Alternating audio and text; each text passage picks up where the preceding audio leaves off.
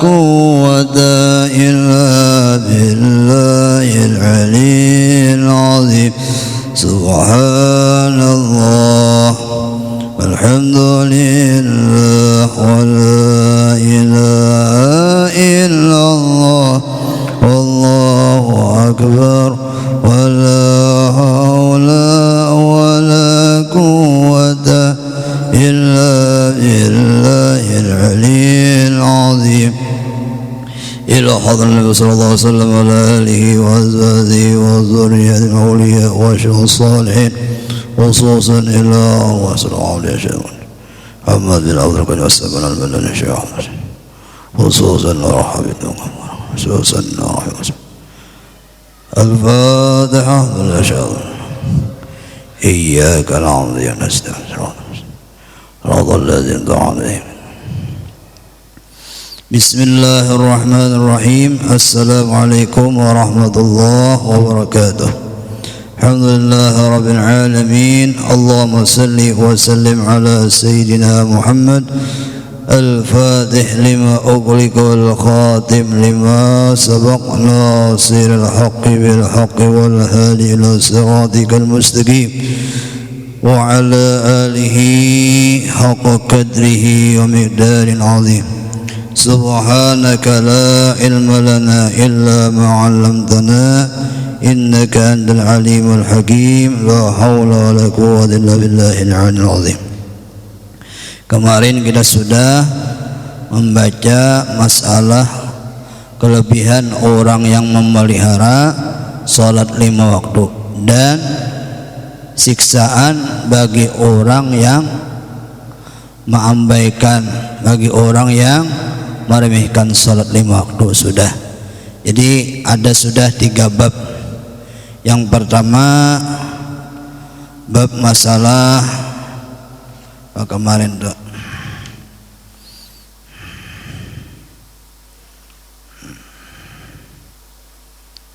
taat lawan kuitan sudah, itu termasuk kunci lah, kunci supaya kita bahagia dunia akhirat, orang tua.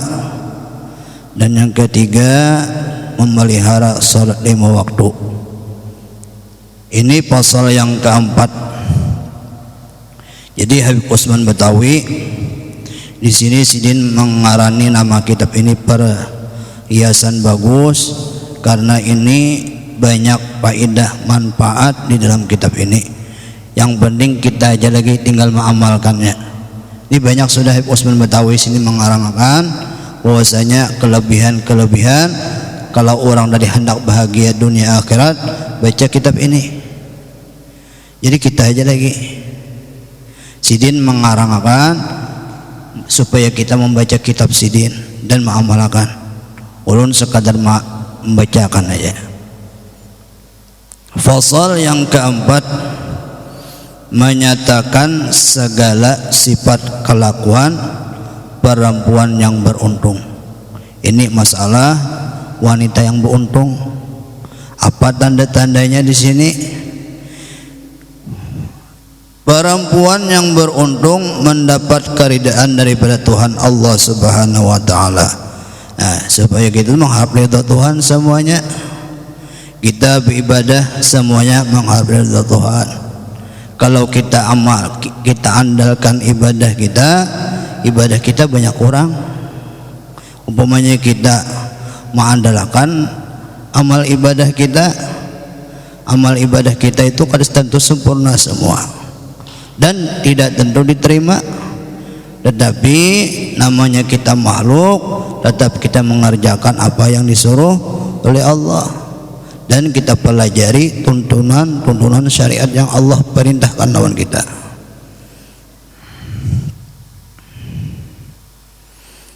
Jadi di sini maka bahwasanya sesungguhnya tiadalah ada sesuatu keuntungan pada manusia seperti mendapat keridaan Tuhannya.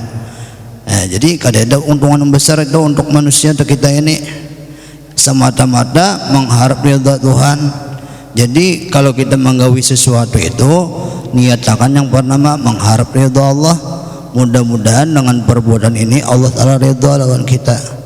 Kalau Allah Ta'ala ridha dengan kita, maka dunia akhirat pun akan bahagia kita. Sama lawan kuidan, kita kan mengharap macam-macam, kuidan doh satu aja, keridaan orang tuh aja juga. Sama kita lawan Tuhan, mengharap ridhonya aja.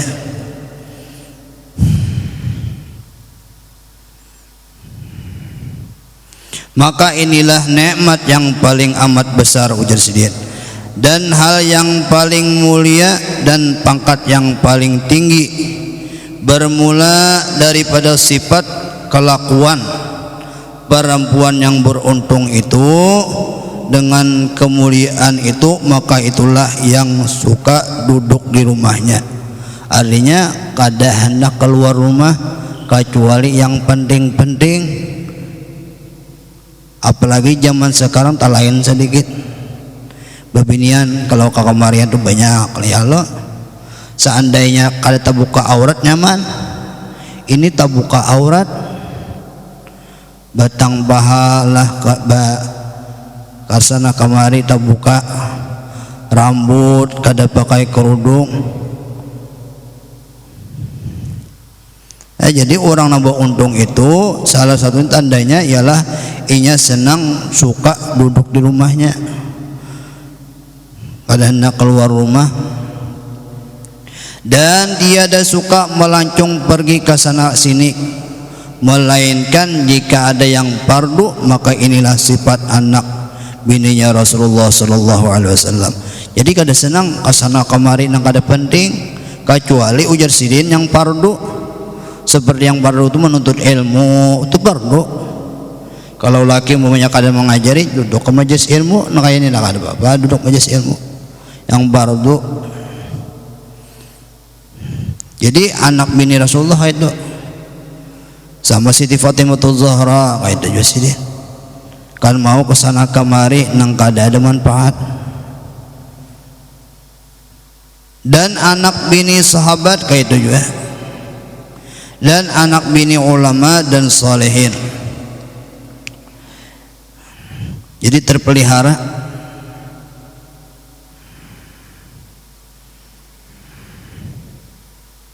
Kalau orang bahari kalau nak bertamu itunya pakai tirai, ada dinding penghalat, hanya berpandirah suara aja antara bebinian dan laki-laki itu. Tetapi nak kayak ini kita ada apa-apa karena kita kadata buka aurat.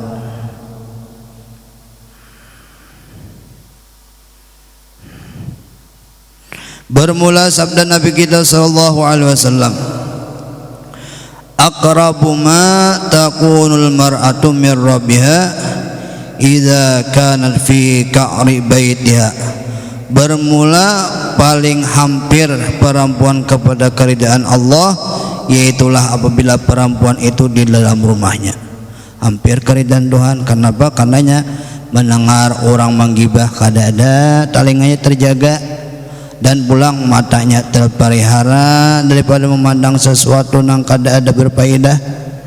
Muntungnya terpelihara daripada menyambati orang. Itu ngarannya di rumah tuh duduk di pelataran. Tapi banyak orang pas duduk marutet. Duduk marutet tahu lah biar duduk di pelataran disambat orang. Kalau duduk di pelataran tuh ada bebinian tuh ada bejudul lagi, macam-macam judulnya kada batur lagi. Jadi beruntung orang nang senang duduk di rumah aja.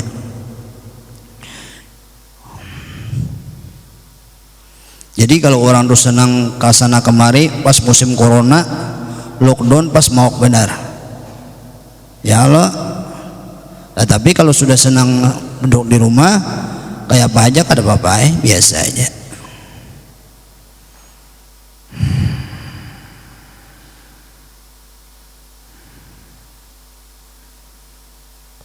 Wa inna salataha fi sahni dariha afdalu min salatiha fil masjid wa salatuha baitiha afdalu min salatiha fi sahni dariha wa salatuha fi makhdaiha afdalu min salati baitiha.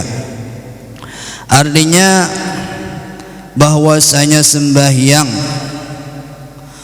perempuan itu di natar rumahnya lebih afdal daripada sembahyang di masjid.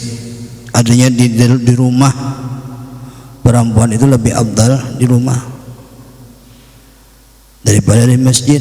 Tetapi bolehlah sembahyang di masjid, boleh, tetapi dengan catatan yang sedang-sedang aja, pakaian biasa aja. Nggak usah nang kayak begincu-gincu nang macam-macam make up tuh nggak usah, biasa aja kalau di dalam masjid. Kalau di hadapan lagi ayo begincu, tetapi kalau di dalam masjid biasa aja. Apalagi wah ini pakai masker nyaman aja, kada ada kelihatan lagi muha bercadar semua.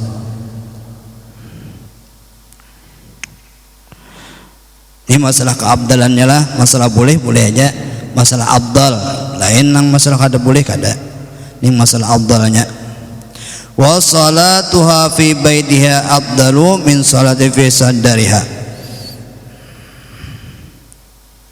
Bahwasanya sembahyangnya perempuan di natar rumahnya terlebih afdal dari sembahyangnya di masjid, dan sembahyangnya di dalam rumahnya terlebih afdal dari natar rumahnya, dan sembahyang di pinggir rumahnya terlebih afdal daripada di dalam rumahnya adanya. Sebagai lagi telah bertanya Rasulullah sallallahu alaihi wasallam kepada anaknya Sayyidina Fatimah Zahra radhiyallahu anha, betapa hal yang baik bagi seorang perempuan hai Fatimah. Ujar Nabi bertakun lawan Siti Fatimah Zahra, maka berkata Sayyidatuna Fatimah, bahwasanya yang baik pada perempuan itu yaitulah yang tiada melihat pada orang laki-laki, dan orang laki-laki pun tiada dapat melihat padanya. Jadi itu yang paling bagus. Bebinian kita kadang melihat lawan lelaki yang lain, dan bebinian pun tidak akan melihat kepada lelaki yang lain. Tapi ini jarang bertamu, ini jarang bertamu. Maka terlalu sekecil hatinya Rasulullah sallallahu alaihi wasallam, sukacita hati Rasulullah, artinya senang benar Rasulullah mendengar jawaban anak Sidin. Dari mendengar perkataan anaknya Sayyidina Fatimah, maka lalu ia mencium kepala anaknya itu. Berserta berkata, zurriyatun ba'duha min ba', inilah turunan yang mulia daripada asal yang mulia. Jadi intinya kalau kita itu anak-anak kita menjadi anak yang bagus, intinya kepada orang tuanya dulu. Orang tuanya dulu mencontohkan kelakuan yang baik-baik. Kalau kelakuan kuitannya kadang mendidik anaknya yang baik-baik, maka anaknya pun akan meniru orang tuanya. Kalau orang tuanya rajin sholat di rumah, anaknya pun otomatis mengikut orang tuanya. Kalau orang tuanya kulir sembahyang kada, maka otomatis anak pun mencontoh orang tuanya.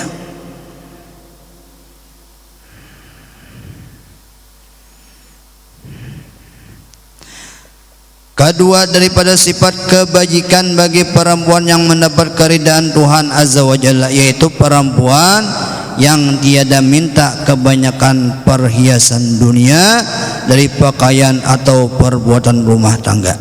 Jadi perempuan yang beruntung itu yang mendapat keridaan Tuhan itu yaitu perempuan yang tidak minta kebanyakan perhiasan.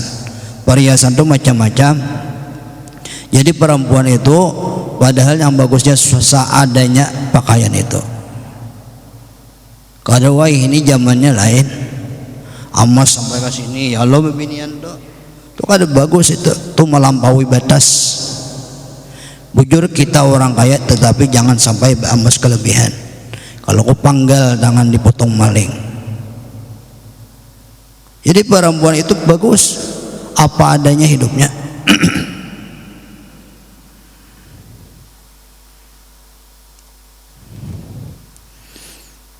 Dan perabotan rumah tangga seadanya.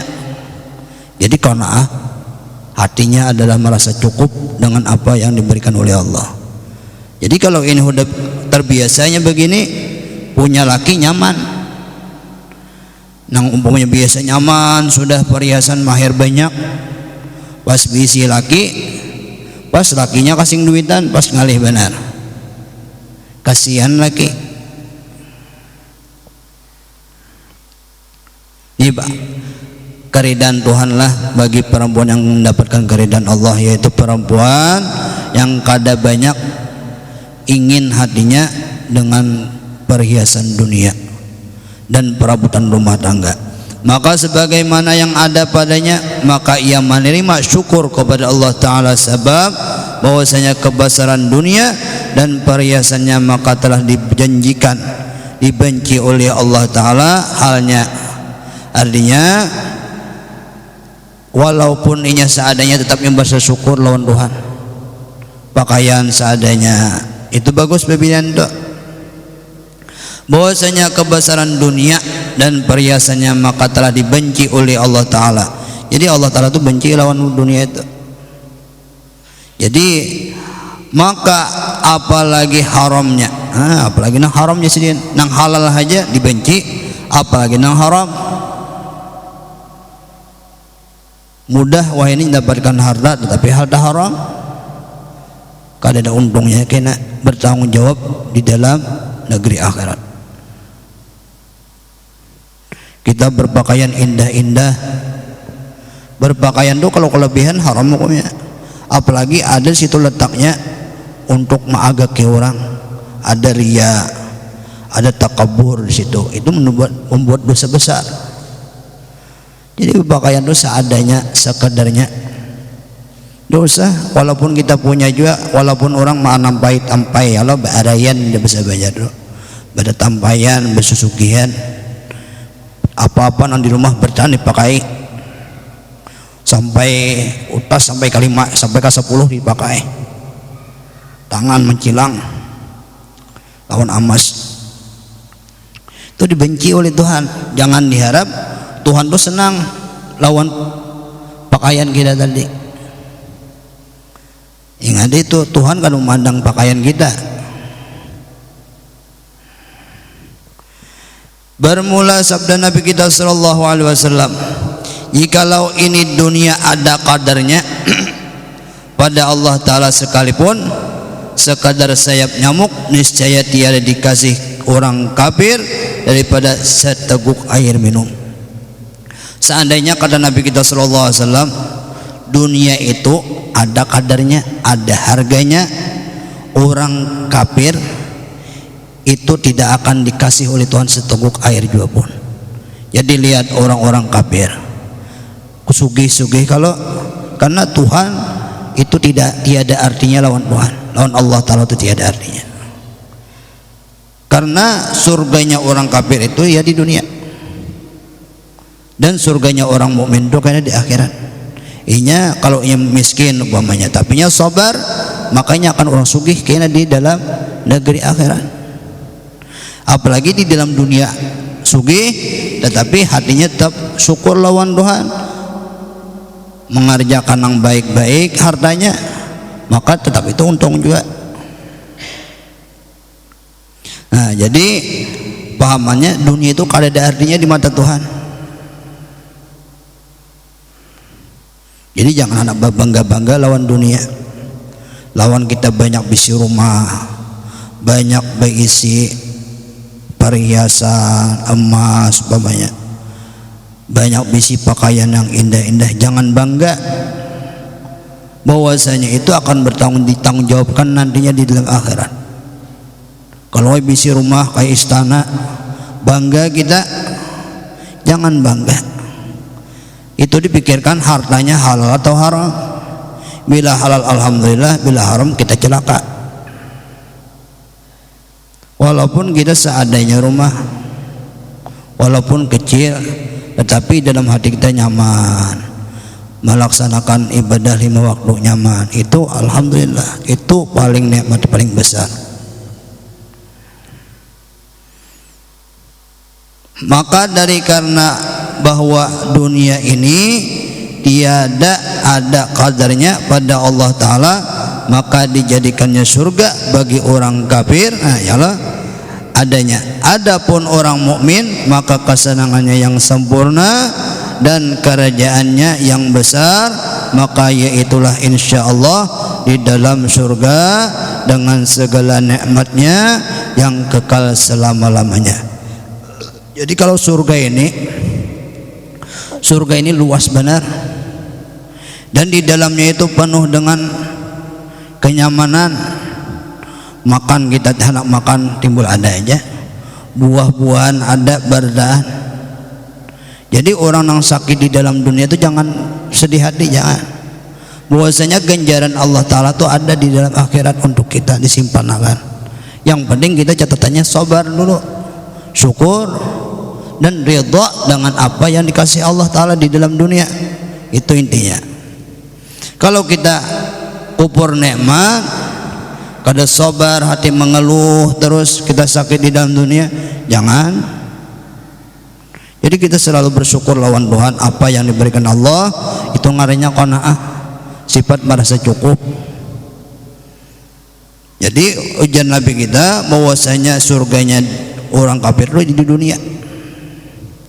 Jadi surganya orang mukmin itu di dalam negeri akhirat yang nikmatnya yang kekal selama-lamanya. Jadi kalau surga itu kada ada lagi saja, kalau sudah mati nyaman tuh enak. Asal kita membawa amal ibadah yang baik. Adapun ini dunia maka adalah ia tempat beramal soleh. Nah, Habib Utsman Betawi di dunia ini untuk beramal soleh. Apa aja yang kebaikan gawi. Maka bukan tempat bersenang-senang. Maka dari itulah bahwasanya Rasulullah sallallahu alaihi wasallam suka meninggalkan keenakan dunia. Demikian pula anak bininya dan sahabatnya, masing-masing suka memadakan dengan barang yang amat sedikit daripada hal makanan atau hal pakaian atau hal rumah tangga. Jadi Rasulullah itu orang kaya padahal. Seandainya Rasulullah itu hendak jadi orang kaya, Gunung Uhud pernah bertawaran bahwasanya wahai Rasulullah, nah wahai Muhammad, wahai Jibril nih, Gunung Uhud ini aku jadikan emas. Ada hendak Nabi kita. Seandainya Nabi kita jadi Gunung Uhud juga kada. Gunung Uhud tinggi kada? Tinggi. Kalau tinggi Gunung Uhud itu, kalau pian pernah lihat Gunung Uhud tinggi bener itu. Jadi emas, Makkah Madinah itu tukar Nabi. Tapi Nabi kita kada hendak.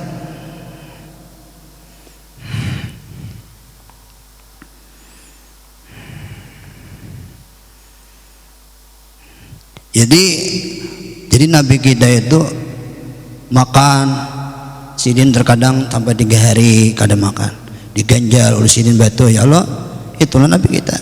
Karena sehingga ada anak banyak senang-senang di dalam dunia. Sidin tahu bahwasanya dunia itu kada ada kadarnya lawan Tuhan, kada ada artinya.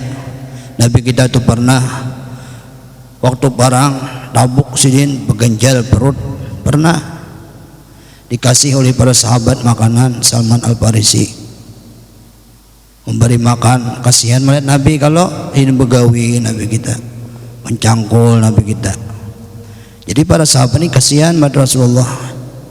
Tanya ya bini Salman Al-Farisi, adakah makanan di rumah?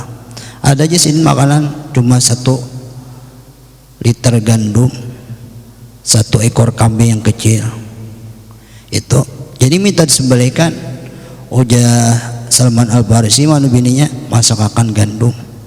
Kasihan Nabi kada sing makanan 3 hari. Jadi di kambing kecil disembelih oleh Nabi, oleh Salman Al-Farisi. Waktu perang itu 1.500 orang, banyak orangnya, ada sedikit.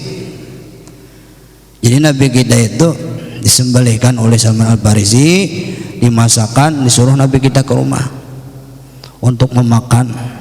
Tetapi ini khusus untuk Nabi aja. Para sahabat umumnya 3 orang, 4 orang kah dibawa. Kalau untuk 1.500 kan cukup. Kambing kecil lawan 1 liter gandum cukup lah, dimakan 1.500. Cukup kalau. Disitulah mukjizat Nabi keluar. Jadi ujian Nabi kita, kalau aku makan sendirian aku kada hendak, aku membawa sahabatku semuanya. Salman Al-Farisi, wahai Rasulullah, ulun menjadikan sedikit aja, kalau sedikitnya kalau cukup. Kalau pengen membawa sahabat paling ada 3-4 orang cukup. Tapi kalau membawa 1.500 sudah cukup. Nah, itu mungkin kan sering dan dengar itu. Kita ngambil tabarukan, belum masih belum maulid. Jadi Nabi kita itu panggil sidin semuanya. Ujian Nabi kita, wahai Salman Al-Farisi, ada usah aku aja mencibuknya. Dirasai oleh Nabi sedikit daging tadi 1.500 kawa dimakan oleh 1 ekor kambing dan 1 liter gandum. Itu mukjizat Nabi. Dan setelah itu, sebelum itu, anaknya Salman Al-Farisi itu meninggal karena yang melihat orang tuanya menyembelih kambing tadi. Itu 2 mukjizat Nabi keluar.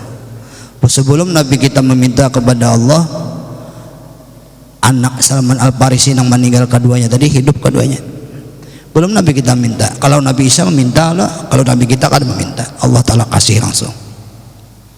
Namanya Allah Ta'ala sayang. Lawan Nabi kita kayak apa aja orang sayang. Laula kau ma khalaqtul aflaq, jikalau kadang kau ya Muhammad tidak kau menjadikan seluruh alam semesta. Jadi semuanya Nabi kita ampunnya.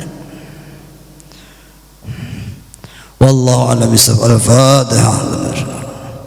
Iyyaka na'budu wa siratal ladzina an'amta 'alaihim. Amin ya Allah. Bismillahirrahmanirrahim. Alhamdulillahil alamin. Allahumma shalli wa sallim ala sayyidina Muhammad wa ala ali sayyidina. Allahu fa'ala ma 'allamtana wa 'allimna ma yanfa'una wa zidna 'ilma. Rabbana atina fid dunya hasanah wa fil akhirati hasanah wa qina 'adzaban nar. Wa sallallahu ala sayyidina maulana Muhammadin wa ala alihi washabihi wasallam. Walhamdulillahi rabbil alamin. Taqabbalallahu minkum.